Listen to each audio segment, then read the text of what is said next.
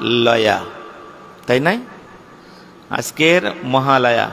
তা অনেকে আমাকে বলছেন, মহারাজ এই মহালয়া সম্বন্ধে কিছু যদি আলোচনা করেন, আমরা তো কিছু জানি না, তাহলে আমরা একটু শুনি। মহালয়া এমন কিছু নয়, আজকের হচ্ছে আমাদের এই যে ধামে আমরা বাস করছি, এই ধামটার নাম হচ্ছে দেবী ধাম। দেবী ধাম মানে দেবীকে, মহামায়া দুর্গা দেবী, তাহার রাজত্ব এটা। ভগবানের আদেশে তিনি এই রাজ্যের মালকিনের অধিকার পেয়েছেন। হ্যাঁ, দণ্ডমুণ্ডের কর্তা তিনি একদম। ভগবানের আদেশে সব কিছু তার উপরে ন্যস্ত করেছেন। এই জন্য শ্রীল ভক্তিবিনোদ ঠাকুর তাহার লেখনীর মধ্যে লিখেছেন, কুলদেবী যোগমায়া মরে কৃপা করি, আবরণ সম্বরিবে কবে বিশ্বদরি। শুনেছি আগম বেদে মহিমা তোমার, শ্রীকৃষ্ণ বিমুখে বান্ধি করাও সংসার। হ্যাঁ, তিনি আমাদের কি করেছেন? এই সংসারটা হচ্ছে কে? কারাগার। এখানে আমাদেরকে ফেলে দিয়েছেন, দিয়ে যাহারা কৃষ্ণ ভজন করবে না, কৃষ্ণ ভজিবার তরে সংসারে আয়েন, মিছে মায়ায় বদ্ধ হয়ে বৃক্ষ সম হয়েন। অতএব আমরা সকলেই ভগবানের কাছে প্রতিজ্ঞাবদ্ধ, হে ভগবান, ভবে গিয়ে আমি তোমায় ভজন করব। সেই প্রতিজ্ঞা যখন আমরা ভঙ্গ করে নানা প্রকার কৃষ্ণ ভজন না করে ইতর দেব দেবতার পূজায় মত্ত হয়ে থাকি, বা সংসার নির্বাহ করতে করতে শ্মশানের রাস্তা আমাদের নিকটে চলে আসে, সেই সমস্ত ব্যক্তিগণকে কি করেন?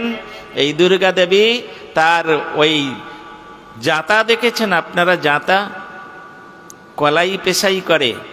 হ্যাঁ, আপনাদের দেশে আছে জাতা। তুলসীদাসজি বলছেন, চলতি চক্কি সবকই দেখে, খিল কো না দেখে কই, जो खिल को पकड़ के रहे सबचেয়ে সবুজ রহে সই। হ্যাঁ, এই সংসার মানে কি? এটা হচ্ছে জাতা, এটা মা দুর্গা দেবীর জাতা। এখানে এটাকে বলা হয় শোধন আগার। এখানে আচ্ছা করে আমাদের পেশাই করছে। তা তুলসীদাসজি বলছেন, ওই জাতার মতো যেমন কলাইগুলো জাতার মধ্যে দিয়ে পাক দিলে একদম চকনাচুর হয়ে যায়, ওই প্রকার যারা কৃষ্ণ ভজন করবে না, এই জগতে কৃষ্ণ ভজন করতে এসে যারা কৃষ্ণ ভজন করছেন না, মায়াদেবী কি করবেন? তাদেরকে একদম এই সংসার রূপ জাতার মধ্যে ফেলে চকনাচুর করে দেবে। এই জন্য এটা হচ্ছে ওই দুর্গা মায়ের বা দুর্গা দেবীর রাজত্ব।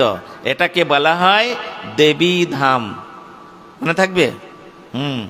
এটাকে বলা হয় দেবী ধাম। তো এখন দেবী থাকেন কোথায়? কৈলাসে, তাই না? শিব ঠাকুরের আলয় কোথায়? কৈলাসে। আর দেবীর শ্বশুর বাড়ি হচ্ছেন কৈলাস, তার পতি দেবতা হচ্ছেন স্বয়ং মহাদেব। এখন তার বাপের বাড়ি কোথায়? তার বাবাকে জানো? হ্যাঁ, পার্বতী দেবী বা দুর্গা দেবীর বাবার নাম কি গো? হ্যাঁ, না না, ওটা সতী দেবীর বাবার নাম। আমি যেটা বলছি সেটাই বলেন। দুর্গা দেবী বা পার্বতী দেবী, তাহার বাবার নাম কি? হিমালয়ের কন্যা। বাবা হিমালয়ের কাছেই বসে আছো তোমরা, আর এইটুকু জানো না? হ্যাঁ, হিমালয়ের কন্যা। এই জন্যে আজকের মায়ের কৈলাস থেকে মর্তে আগমন। এই জন্যে একটা আগমনী গান আছে, আমি 2 লাইন শোনাচ্ছি, হ্যাঁ, বেশি শোনাবো না। মায়ের গান তো আমি বেশি শোনাবো না। আগমনী গান অনেক জানি, ছোটবেলায় এগুলো আমরা সব বাড়িতে কালচার করতাম। তখন একটু অত দৃঢ়তার সহিত কৃষ্ণ ভজন করতে পারতাম না, তো মঠে এসে বুঝতে পেরেছি কৃষ্ণ ভজন করলে আর কিছু করতে হয় না। তো বাড়িতে থেকে একটু লক্ষ্মী পূজাও করতাম, একটু দুর্গা পূজাও করতাম, আর ঠাকুরের ফটো এনে লাগাতাম, আবার কৃষ্ণ পূজা করতাম, লক্ষ্মী নারায়ণের পূজা করতাম। তো সেই জন্য আগমনী গানগুলো শুনতাম। তা আজকের হচ্ছে মায়ের কৈলাস থেকে মর্তে আগমন। হিমালয় কোথায়? মর্তলোকে। আর হিমালয়ের স্ত্রীর নাম হচ্ছে কি জানো? মেনকা। হ্যাঁ, হিমালয়ের স্ত্রীর নাম হচ্ছে মেনকা।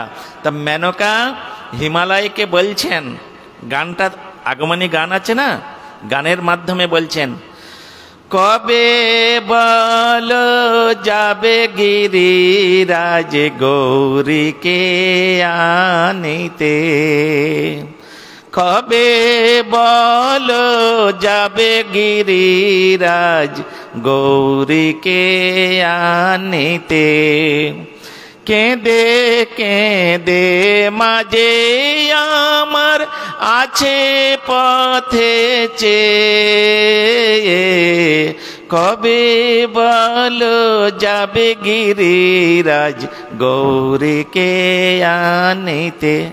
গিরিরাজ মানে হিমালয়।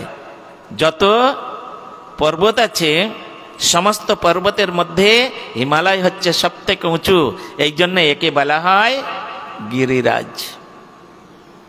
হ্যাঁ, এখন তোমরা বলবে যে না মহারাজ, আমরা তো গিরিরাজ বলতে গোবর্ধন পর্বতকে জানি, তাই না? আরে প্রশ্ন একটা করো, আমি উত্তর দেব। আমি নিজেই প্রশ্ন করে উত্তর দিব, ঠিক আছে? তো আমরা সকলে জানি, বিশেষ করে গৌড়ীয় বৈষ্ণবগণ, তাদের কাছে গিরিরাজ বলতে গেলে গোবর্ধন পর্বত, সেটা মহিমায়, উচ্চতায় নয়। মহিমায় হচ্ছেন সমস্ত পর্বতের আরাধ্য হচ্ছেন গিরিরাজ গোবর্ধন, এই জন্য তাকে গিরিরাজ বলা হয়। হ্যাঁ, তাকে গিরিরাজ বলা হয়। তা আজকের মা তিনি, এই যে মেনকা দেবী, তিনি তার পতিদেবতা অর্থাৎ গিরিরাজের কাছে বলছেন, তুমি কবে যাবে? 1 বৎসর হয়ে গেল। মেয়েটা বাপের বাড়িতে আসবার জন্য পথের দিকে প্রতিদিন তাকিয়ে তাকিয়ে কান্নাকাটি করে, কান্নাকাটি করে, তুমি শীঘ্রই যাও, নিয়ে আসো। তো গিরিরাজ অর্থাৎ হিমালয় গিয়েছেন, গিয়ে তখন সেইখানে গিয়ে গৌরীকে নিয়ে আসছে। আদি নাম হচ্ছেন গৌরী। হ্যাঁ, পার্বতী দেবীর আদি নাম হচ্ছেন গৌরী। গৌরী মানে পার্বতী দেবী, দুর্গা দেবী, মহামায়া। মহামায়া বলে এটা ভাববে না যে তিনি হচ্ছে কে কৃষ্ণ বিরোধী, এটা ভাববে না। কেন? গৌরী হচ্ছেন মানে পার্বতী দেবী বা মহামায়া দুর্গা দেবী, তিনি হচ্ছেন কৃষ্ণের বহিরঙ্গা শক্তি। হ্যাঁ, 3 শক্তি আছে, কৃষ্ণের 3টে শক্তি আছে।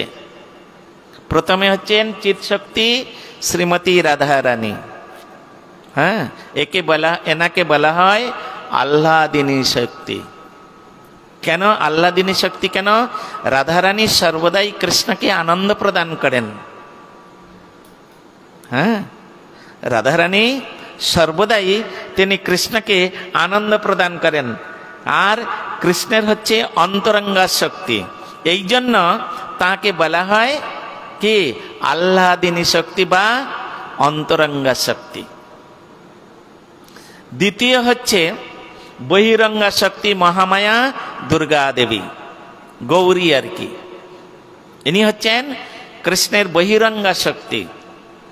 ইনিও কৃষ্ণানুজা, কৃষ্ণের আবার বলা হয়েছে ছোট ভগ্নী। ছোট ভগ্নী বলে কি করে হলো? ইনি দেবকীর গর্ভ থেকে জাত, দেবকীর বলছি যশোদার, যশোদা মায়ের গর্ভ থেকে জাত। কারণ তোমরা শুনেছ গোকুলে যখন মা যশোমতী কৃষ্ণকে জন্ম দিয়েছিলেন তখন 2টি সন্তান প্রসব করেছিলেন, একটি হচ্ছে ছেলে আর একটি হচ্ছে মেয়ে। ছেলেটা হচ্ছে কৃষ্ণ আর ঠিক তার 2-1 মিনিট 5 মিনিট পরে ওই মহামায়ার জন্ম। এই জন্যে বসুদেব মহারাজ ছেলেটাকে রেখে দিয়ে মেয়েটাকে নিয়ে চলে আসলো না। এসব ঘটনা সব আছে, আমরা সেগুলো সময়ান্তরে ধীরে ধীরে আলোচনা করব। কারণ এখন যদি আজকের আমি ওই সব কথা আলোচনা করি, তাহলে আমরা যেটা নিয়ে আজকের আলোচনার প্রসঙ্গ যেটা আমাদের, ওটা থেকে হয়তো সরে যেতে হবে। এই জন্য পার্বতী দেবী তিনি বললেন তার পূজা, তিনি হচ্ছেন কৃষ্ণের বহিরঙ্গা শক্তি। তাহলে দুটো শক্তি হলো, আরেকটি শক্তি কি? আরেকটি শক্তির নাম কি? জীব শক্তি। এই যে আমরা জীব আছে, অনন্ত কোটি যে জীব আছে, শুধু মানুষ নাই, পশু পাখি কীট পতঙ্গ বৃক্ষ লতা গুল্মাদি যত, যার মধ্যে প্রাণ আছে তাকে প্রাণী বলা হবে। অনন্ত কোটি জীবাত্মা, এরা হচ্ছে সকলে কৃষ্ণের শক্তি। হ্যাঁ, এরা হচ্ছে কৃষ্ণের শক্তি, এদেরকে বলা হয় জীবশক্তি। এই জন্যে কৃষ্ণের 3 শক্তি প্রধান: স্বরূপ শক্তি, জীবশক্তি, হ্যাঁ, মায়া শক্তি নাম। কৃষ্ণের 3টে শক্তি হচ্ছে প্রধান। এই 3টে শক্তি ব্যতীত কৃষ্ণ কোনোদিন লীলা করেন না। কৃষ্ণ সবসময় এদেরকে নিয়ে লীলা করেন। তা আজকের ওই হিমালয় অর্থাৎ গিরিরাজ, তিনি গৌরীকে নিয়ে এসেছিলেন। সঙ্গে কে কে এসেছিলেন? কৈলাসেতে বাপের বাড়ি এসেছে পার্বতী, সঙ্গে আছে গণেশ কার্তিক লক্ষ্মী সরস্বতী। কৈলাসেতে বাপের বাড়ি এসেছে পার্বতী, এগুলো সব আগমনী গান। হ্যাঁ, সঙ্গে কে কে আসলো? গণেশ, কার্তিক, লক্ষ্মী আর সরস্বতী। অনেকে বলে আজকের হচ্ছে কি দেবীর অসুর বধ যে করেছেন, মহালয়া মানে যে মহিষাসুরকে আজকের বধ করেছিলেন। না, মহিষাসুরকে আজকে তিনি বধ করেননি। আমরা পেয়েছি সেখানে বলছেন তিনি আজকের মহিষাসুরকে বধ করার জন্য এই জগতে অবতরণ করেছেন। কি বললাম? মহিষাসুরকে বধ করার জন্য, কারণ মহিষাসুর এমন অত্যাচার আরম্ভ করেছেন, স্বর্গ রাজ্য পর্যন্ত দখল করে নিয়ে সমস্ত স্বর্গের দেবতাদের তাড়ি দিয়ে স্বর্গের সিংহাসনে বসে গেছে, আর মর্তলোকে এবং পাতাল লোকে 3টে লোককে একেবারে উদ্ব্যস্ত করে ফেলেছেন। ত্রাহি ত্রাহি রব, দেবতারা পারছেন না, এমন সে বর গ্রহণ করেছেন ব্রহ্মার কাছ থেকে, সকলকে একবার মেরে পিটে একেবারে। তখন সমস্ত দেবতারা মিলে দেবী মায়ের কাছে, আর স্বর্গে তো পার্বতী দেবী থাকেন না, তিনি কোথায় থাকেন? কৈলাস। তা কৈলাসটা স্বর্গে নাই, তাই জন্য তার কাছে সবাই প্রার্থনা করছেন, মা আমাদের তুমি রক্ষা করো, তোমাদের ধামে, এটা তোমার ধাম, তোমার ধামে এরকম একটা অসুর অত্যাচার করবে, আমাদেরকে তোমার সাধন ভজন করতে দিবে না, তোমার নাম গুণাগুণ কীর্তন করতে দিবে না, এটা তো হতে পারে না, তুমি একটা ব্যবস্থা নাও। এই তখন মহামায়া দুর্গা দেবী তিনি দশভুজা মূর্তি ধারণ করলেন। হ্যাঁ, না তো সবসময়ের জন্য মায়ের 2টো হাত, শিব ঠাকুরের যেমন 2টো হাত, ওই রকম আমার দেবী মায়ের 2টো হাত। দশভুজা মূর্তি ধারণ করেছেন কখন? ওই মহিষাসুরকে বধ করার জন্য। তা সেখানে 10 জন ব্যক্তি 10টা অস্ত্র তাকে দিয়েছিলেন। প্রথমে শিব ঠাকুর তাকে দিয়েছেন পিনাকি ত্রিশূল, ত্রিশূলটার নাম আছে পিনাকি ত্রিশূল। পিনাকি ত্রিশূলের নিয়ম হচ্ছে যার উদ্দেশ্যে নিক্ষেপ করবে ওটা আর ব্যর্থ হবে না, ওটা ব্যর্থ হবে না, তাকে ধ্বংস করে তবে আবার ফিরে চলে আসবে। অদ্ভুত নিয়ম। নারায়ণ দিলেন সুদর্শন চক্র, এই জন্য দেবী মায়ের হাতে দেখবে দশভুজা মায়ের হাতে চক্রও আছে। ইন্দ্র দিলেন বজ্র। এই রকম সমস্ত দেবতারা তাকে সুন্দর করে সাজিয়ে দিয়ে, আর মা তখন ওই মর্তলোকে আসছেন। মায়ের ইচ্ছা তিনি ওই বাপের বাড়িতে এসে বাপের বাড়ির মায়ের বাবারা আদর খাবেন, ওজন্য তিনি আসছেন না। কেন? তিনি হচ্ছেন শিব ঠাকুরের ছাড়া কিছু জানেন না। কারণ বৈষ্ণবানাং যথা শম্ভু, তিনি বৈষ্ণব সেবা থেকে এক বিন্দু বিচলিত হতে চান না, তাকে ছেড়ে কোথাও তিনি থাকতে চান না। কিন্তু দেবতাদের প্রার্থনায় তারা অসুস্থ হয়ে যাচ্ছে, তারা মানে মর্তভূমিতে বলুন স্বর্গভূমিতে বলুন টিকতে পারছে না বলে এই মহিষাসুরের অত্যাচার। তাই মহিষাসুরকে বধ করার জন্য তিনি ওইখান থেকে এসেছেন। আজকের মায়ের আগমন, বুঝলে? আর এরপরে আজকের মহালয়া হয়ে গেল, ঠিক 5 দিনের পরে 6 দিনের দিন ষষ্ঠী। ষষ্ঠী মানে, ষষ্ঠী শব্দের অর্থ কি? ষষ্ঠী পূজা করে না অনেকে? ষষ্ঠী পূজা কখন করে জানেন? হ্যাঁ, ষষ্ঠী পূজা জ্যৈষ্ঠ মাসে করে, জ্যৈষ্ঠ মাসে। তাই তা তো ও জামাই ষষ্ঠী নয়, হায় রে ভগবান। হ্যাঁ, যখন কোনো মায়ের সন্তান হন তখন 1 মাস পরে একটা ষষ্ঠী পূজা করতে। এই ষষ্ঠী পূজা শব্দের অর্থ কি? ষষ্ঠী পূজা কে? ষষ্ঠীটা কে? ষষ্ঠীর অধিষ্ঠাত্রী দেবী কে? ইনি হচ্ছেন দুর্গা দেবী, গৌরী। হ্যাঁ, আজকের ষষ্ঠী মানে যেখানে যেখানে মণ্ডপে মণ্ডপে সমস্ত পূজা হবে, তো মায়েরকে মা মর্তলোকে আসতে তাকে যারা যারা সম্মান করবে। এখন তো আসরিক পূজা হয়েছে, ভক্তি পূজা তো আর নাই, আসরিক পূজা। চাঁদা দাও, 5,000 টাকা চাঁদা ধরলো, না দিলে দোকান ভেঙে দেবে, আর না তো আরো কত কি করবে। তো এরকম নয়, তখন যারা যারা মাকে আহ্বান করেছেন, মা আসছেন, তখন কি করেছেন?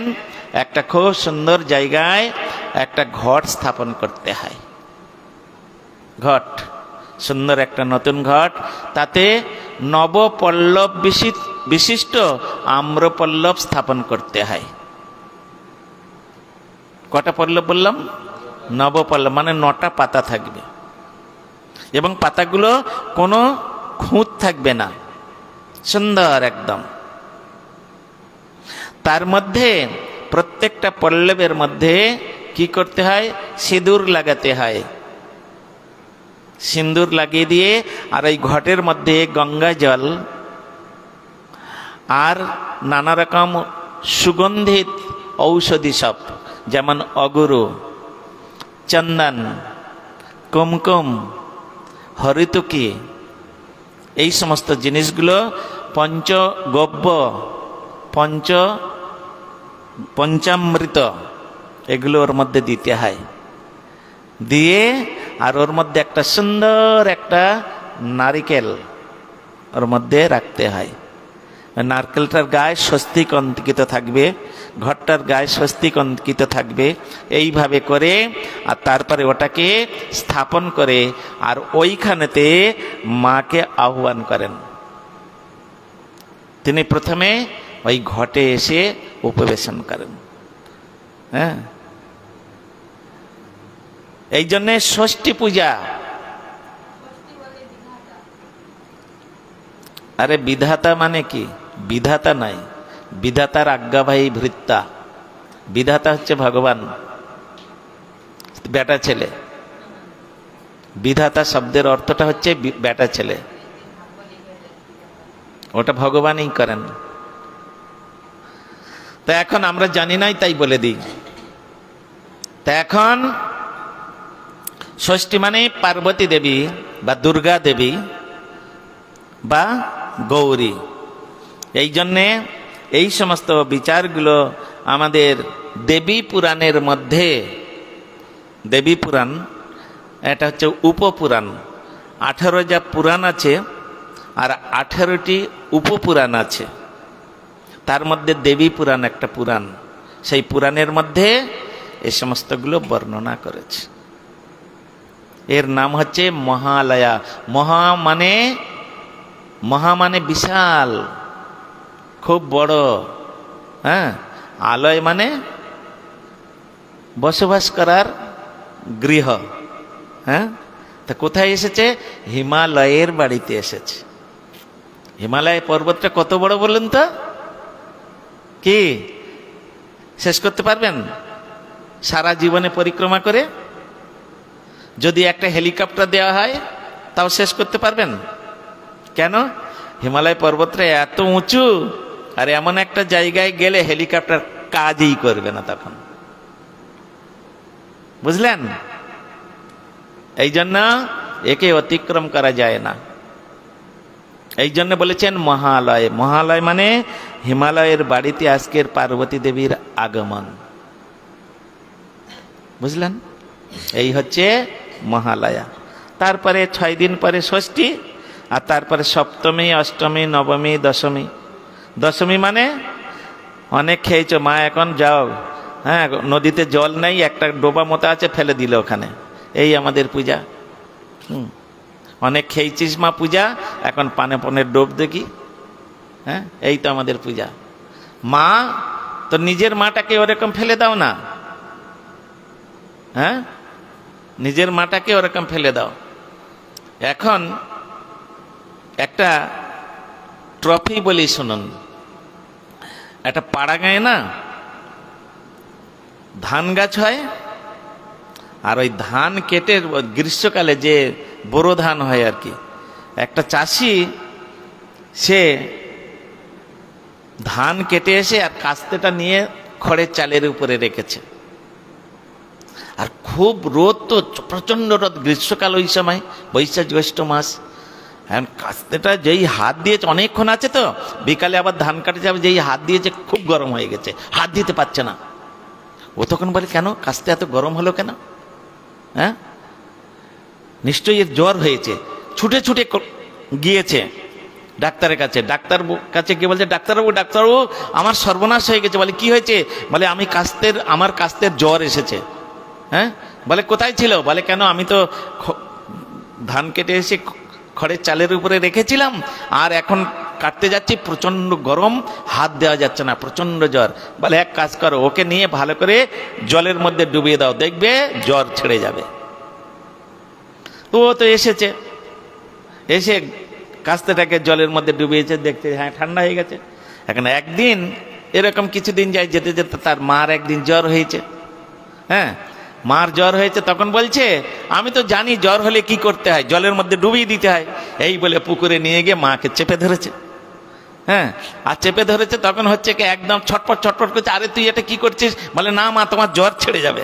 এই বলে চেপে ধরেছে। তারপরে চেপে ধরতে খানিকটা পরে, হ্যাঁ 1 মিনিট 2 মিনিট পরে মা একবার ঠান্ডা হয়ে গেছে। উঠিয়ে দেখে মা আর কথা বলে না। ঠান্ডা তো হলো, কথা আর বলে না। তো এইরকম হলে তো মুশকিল। হ্যাঁ, আমরা ঠাকুরের পূজাগুলো, মায়ের আরাধনাটা বর্তমানে ওই রকমই আমরা করি। এই যে প্যান্ডেলে প্যান্ডেলে সমস্ত পূজা হয়, এগুলো সব পূজা তো নয়, আসরিক অত্যাচার। জোর করে করে সমস্ত চাঁদা ফাঁদা আদায় করে আর কি করবে, নানা রকম এটা সেটা ভক্ষণ করবে, না দিতে পারলে অত্যাচার করবে। এটা পূজা নয়। পূজা মানে কি? পূজা শব্দের অর্থটা হচ্ছে পূর্বক যা, অর্থাৎ প্রকৃষ্ট রূপে মায়ের চরণে নত হওয়া, হৃদয় থেকে ভক্তির মায়ের চরণে সমর্পণ করা, তাকে বলা হয় পূজা। প্রকৃষ্ট রূপে যা মানে সমর্পিত হওয়া। বুঝলে? তা কোনো যারা এই যে ক্লাবে পূজা করে, যারা হচ্ছে কি চাঁদা তুলে এইসব করে, কোনোদিন মায়ের চরণে প্রণাম করে? ওরা কোনোদিন প্রণাম টনাম করে না। তো এই জন্য আমাদের সমস্ত কীর্তনের মধ্যে ভক্তিবিনোদ ঠাকুর বলেছেন না, উমা রমা সত্তা সতী চন্দ্রা রুক্মিণী রাধা অবতার সবে আমনয়বাণী। অর্থাৎ উমা, উমা কার নাম? ওই যে গৌরীর নাম উমা।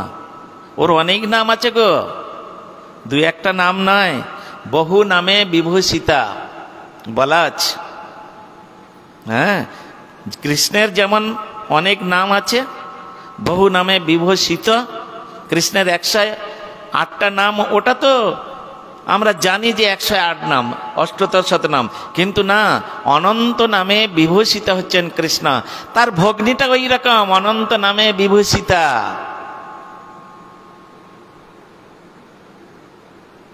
ভগ্নীটা ওই প্রকার, তার অনেক নাম আছে।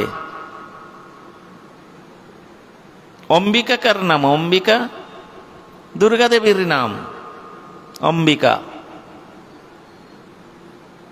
অম্বিকা কালনায় গিয়েছে কোনোদিন? কালনায় অম্বিকা কালনা আছে না? নবদ্বীপ ধাম পরিক্রমা করে একদিন সময় করে অম্বিকা কালনায় যাবে। মহাপ্রভু ওখানে স্বয়ং গিয়েছিলেন। ওখানে গৌরীদাস পণ্ডিতের বাড়িতে মহাপ্রভু 4 মাস ছিলেন, চাতুর্মাস্য ব্রত। আর ওইখানে বিগ্রহ একদম অবিকল গৌর নিত্যানন্দ প্রভুর মতো। আমি যখন প্রথমে মঠে এসেছিলাম, তখন গুরুদেব আমাকে বলেছিলেন, এই মদনা, গৌর নিত্যানন্দ প্রভুকে তো কোনোদিন দেখিস নাই, তিনি কেমন ছিলেন? তা যা কালনায় গিয়ে গৌরীদাস পণ্ডিতের বাড়িতে গিয়ে গৌর নিত্যানন্দ প্রভুকে বিগ্রহ যেমন দেখবি হুবহু ওই রকম গৌর নিত্যানন্দ প্রভু ছিলেন। এই জন্য যেতে হয়। ওখানে নিত্যানন্দ প্রভুর বিবাহ স্থলী রয়েছে। নিত্যানন্দ প্রভু ওখানে বসুধা দেবীকে তিনি বিবাহ করেছিলেন, আনুষ্ঠানিক বিবাহ। ওইখানে যেতে হয়। কালনা খুব ভালো জায়গা। মহাপ্রভু নিজেই নৌকা বেয়ে ওই কালনায় চলে গিয়েছিলেন। নিজে হাতে বৈঠা, সেই এরকম বায়না বৈঠা, ওই বেয়ে নিয়ে চলে গেছে। ওই বৈঠাটা এখনো পর্যন্ত ওই মন্দিরে আছে। 10টা টাকা দিয়ে পূজারীকে বলবেন একটু বৈঠাটা দেখান না, দেখিয়ে দেবে। আর আমি যদি যাই, আমার সঙ্গে যদি যাই, ও পয়সা টয়সা কিছু লাগবে না, আমাকে দেখলেই সঙ্গে সঙ্গে আমি যদি বলে এই বৈঠাটা নিয়ে আয়, তো সঙ্গে সঙ্গে আসতে। তাই জন্যে ওই গৌরীদাস পণ্ডিতের স্ত্রীর নাম ছিল অম্বিকা দেবী, বুঝলে? ওনার স্ত্রীর নাম ছিল অম্বিকা দেবী। আর ওই অম্বিকা দেবীর নাম অনুসারে কালনার নাম হয়েছে অম্বিকা কালনা। অনেকগুলো কালনা আছে, হুগলিতে কালনা আছে, বর্ধমানে 2-3টে কালনা আছে, কিন্তু ওইটার নাম হয়েছে অম্বিকা কালনা, অম্বিকা দেবী। এই জন্যে বহু নামে বিভূষিতা এই গৌরীর, বুঝলেন? তো যাই হোক, সেই পার্বতী দেবী বা গৌরী বা মহামায়া দুর্গা দেবীর এটাই হচ্ছে রাজত্ব। তাহলে এই রাজত্বে বসবাস আমরা করি। তাই বছরান্তে একবার মাকে স্মরণ করতে হয়। পূজা নাই বা করলাম, কিন্তু তাকে দেখে যদি একটু মস্তক নত করি, তো কৃষ্ণ ভক্তি নষ্ট হবে না। কৃষ্ণ ভক্তি নষ্ট হবে না। ব্রজের গোপীগণ তারাও মাকে পূজা করেছিলেন। আমরা তো কোন কথা, আমরা কত একেবারে বড় ভক্ত হয়ে গেছি, কৃষ্ণ ভক্ত, যে মাকে দেখে আমরা অবহেলা করব, মাকে দেখে আমরা প্রণাম করব না। পূজা নাই বা করলাম, কিন্তু একটা গুরুজনের বাড়িতে এলে তার পায়ে হাত দিয়ে আমরা প্রণাম করি, তাকে খেতে দিই না, তাকে আমরা পড়তে দিই না, কিন্তু কোনো একজন গুরুজন এসে গেছে বাড়িতে, প্রণাম করি কি না? সেই রকম এরা তো আমাদের উপরওয়ালা, আর তার ধামে আমরা বাস করছি, দেবী ধাম, তার ধামেই তার আর রাজত্বে বাস করছি, তা তাকে একটু সম্মান করতে হবে না? স্বয়ং গোপীগণ তাহারা মাকে পূজা করেছেন, তার মূর্তি তৈরি করে পূজা টুজা করে প্রার্থনাটা কি করছেন, এটাই হচ্ছে কথা। প্রণাম তো করলাম, তা প্রণাম করলে কিছু একটা চাইতে হয় তো। হ্যাঁ, আমরা যেমন বৈষ্ণব ঠাকুর আসলে, কেউ আসলে প্রণাম করে বলে একটু আশীর্বাদ করুন যেন পড়াশোনাটা ভালো হয়, বলি না? তা সেই রকম ব্রজের গোপীগণ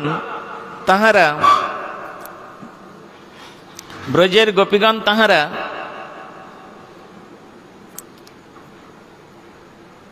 মহামায়াকে পূজা করছেন।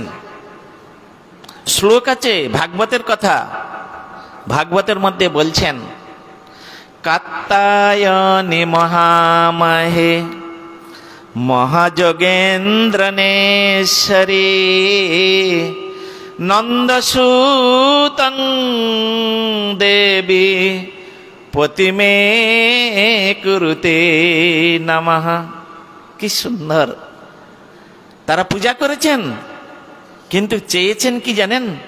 হে মা, তুমি তো এই জগতের অধিষ্ঠাত্রী দেবী, তোমার জগতে বাস করি, তুমি একটু আমাদের আশীর্বাদ করবে না? আমাদের আশীর্বাদ করো কি? নন্দসূত পতিং মে কুরুতে নমঃ। নন্দসূত অর্থাৎ কৃষ্ণ যেন তাহাকে আমরা পতিরূপে লাভ করতে পারি, এই আশীর্বাদ। এই জন্য বলা আছে, সর্বদেব পূজি লবে কৃষ্ণ ভক্তিবর। সর্বদেব পূজি লবে কৃষ্ণ ভক্তিবর। শিব ঠাকুরের পূজা করুন, কোনো অসুবিধা নেই, কিন্তু তাকে যখন খেতে দিতে যাচ্ছেন, সে তো পরম বৈষ্ণব, আপনি যদি ফল কেটে তার সামনে দেন, কোনোদিন খাবে না সে। যত ভালো জিনিস দেন, খাবে না। কেন? বৈষ্ণব সে কোনোদিন ভগবত প্রসাদ ছাড়া কিছু খায় না। এই জন্যে শিব ঠাকুর ভগবানের প্রসাদ ব্যতীত কিছুই কোনোদিন গ্রহণ করেন। এ সম্বন্ধে শাস্ত্রের মধ্যে খুব সুন্দর বিচার রয়েছে। তো সে বিচার তো এখন বলতে গেলে অনেক সময় লেগে যাবে, তো এখন তো অত বলা যাবে না, 8টা বাজে। তো এই জন্য সবটার মধ্যে একটা সুন্দর বিচার আছে। এই জন্যে সেখানে প্রণাম মন্ত্র আছে। এটা যেমন মহামায়াকে প্রণাম করা হয়েছে, কাত্যায়নী মহামায়ে মহাযোগেন্দ্রেশ্বরী, গোপীরা যেমন প্রণাম করছেন, সেই রকম সমস্ত বৃন্দাবনের গোপগণ তাহারা মহাদেবকে প্রণাম করছেন, তারও একটা প্রণাম মন্ত্র আছেন। ওই গোপগণ মিলে তারা সকলে মহাদেবকে প্রণাম করছেন। জানো প্রণাম মন্ত্রটা? এগুলো জানা দরকার। তত্ত্ব সিদ্ধান্ত না জানলে আমরা দেব দেবতার প্রতি অবজ্ঞা করে ফেলব, তুচ্ছ তাচ্ছিল্য করে ফেলব। গীতার মধ্যে বলেছেন, ইতরে ব্রহ্মরুদ্রানাং নো অবজ্ঞা কদাচন। স্বয়ং ভগবান বলছেন, অর্জুনকে দিয়ে শিক্ষা দিচ্ছেন। ভগবান বলছেন, আমার তুমি পূজা করবে, তোমার অন্য কারোর পূজা করতে হবে না। কিন্তু ইতরে ব্রহ্মরুদ্রানাং, ব্রহ্ম মানে ব্রহ্মা, রুদ্রানাং মানে বহুবচন। যত দেব দেবতা আছে কোনোদিন তাদের অবজ্ঞা করবে না। স্বয়ং ভগবান বলে দিচ্ছেন। সুতরাং যারা মনে করেন ওই দুর্গা ঠাকুর, হ্যাঁ ওখানে কেন যাব বা কেন ইয়ে করব, এগুলো একটু বেশি বেশি মনে হয় হয়ে যায়। তারা গীতা স্বয়ং ভগবান তিনি বলছেন। তা এখানে গোপগণ প্রণাম করছেন শিব ঠাকুরকে। বৃন্দাবনা বনিপতে জয় সম সম মৌলে সনক সনন্দন সনাতন নারদেঢ্য গোপীশ্বর ব্রজবিলাসী যুগাঙ্ঘ্রি পদ্মে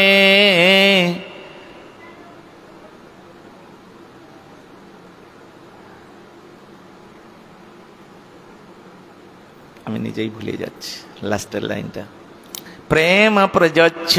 তো এইভাবে সেখানে প্রণাম করছেন শিব ঠাকুরকে, বৃন্দাবনা বনিপতে জয় সোম সোম মৌলে। হ্যাঁ, এই জন্য শিব ঠাকুরকে একটা নাম আছে এখানে, যে সোম সোম মৌলে মানে, মৌলি মানে মস্তক, সোম মানে যার মস্তক, আমি সেই দেবতাটাকে পূজা করে প্রণাম করছি যার মস্তকে সোম মানে চন্দ্র বিরাজমান। শিব ঠাকুরের মস্তকে অর্ধচন্দ্র আছে না, চন্দ্রের এক নাম হচ্ছে সোম। এই যে সোম, মঙ্গল, বুধ, বৃহস্পতি, এই সোম শব্দের অর্থ কি? চন্দ্র। সোম শব্দের অর্থ হচ্ছে চন্দ্র। রবি মানে সূর্য, রবিবার আমরা বলি তো, রবিবার মানে সূর্য, সোমবার মানে চন্দ্র। তো এগুলো তো আমাদের জানতে হবে। তা সেই জন্যে আমি সেই দেবতাকে পূজা করছি, যে কোনো দেবতা নয়। আমি যাকে তাকে প্রণাম করছি না, যিনি মস্তকে চন্দ্রকে ধারণ করেছেন। সোম সোম মৌলে সনক সনন্দন সনাতন নারদেঢ। সনক, সনাতন, সনন্দন ব্রহ্মার যে চারজন মানসপুত্র রয়েছেন, তারা যার আরাধনা করেন, শুধু আমি একা পূজা করব কেন, তারাও পর্যন্ত পূজা করেন। গোপীশ্বর, গোপীগণ তাহাকে ঈশ্বর জ্ঞানে পূজা করেছেন। ব্রজবিলাসী, ব্রজবিলাসী মানে ব্রজ গোপীগণ, ব্রজের মধ্যে যাহারা বিচরণ করেন, ব্রজবিলাসী।